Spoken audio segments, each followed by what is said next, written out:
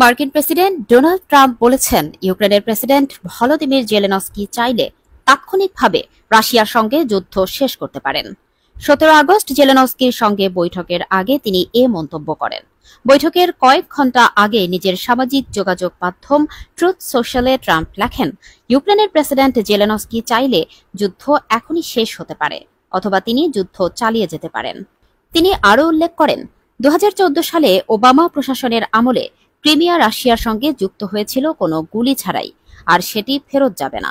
একই সঙ্গে ইউক্রেনের ন্যাটোতে যোগদানের সম্ভাবনাও উড়িয়ে দেন ট্রাম্প। তার ভাষায়, কিছু জিনিস কখনো বদলায় না। আরেক পোস্টে ট্রাম্প জানান, জেলেনস্কির বৈঠককে ঘিরে হোয়াইট হাউসে একটি বড় দিন অপেক্ষা করছে।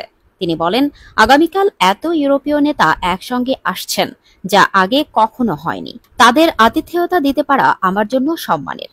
এ বৈঠকে যুক্তরাষ্ট্রের পাশাপাশি ইউরোপীয় ইউনিয়ন ও ন্যাটোর নেতারাও যোগ দেবেন বলে জানিয়েছেন ট্রাম্প। বিশ্লেষকরা বলছেন, ট্রাম্পের এই মন্তব্য ইউক্রেন যুদ্ধ নিয়ে ওয়াশিংটনের অবস্থানে নতুন বিতর্ক সৃষ্টি করতে পারে। কারণ যুদ্ধের দায় শুধুমাত্র জেলেনস্কির সিদ্ধান্তের ওপর চাপিয়ে দেওয়া হলে কিয়েভের জন্য তা কূটনৈতিকভাবে অস্বস্তিকর পরিস্থিতি তৈরি করবে। এখন সবার নজর জেলেনস্কি ট্রাম্প বৈঠকের দিকে, যেখানে যুদ্ধ থামানোর কোনো বাস্তব সমাধান উঠে আসবে কিনা সেটাই বড় প্রশ্ন।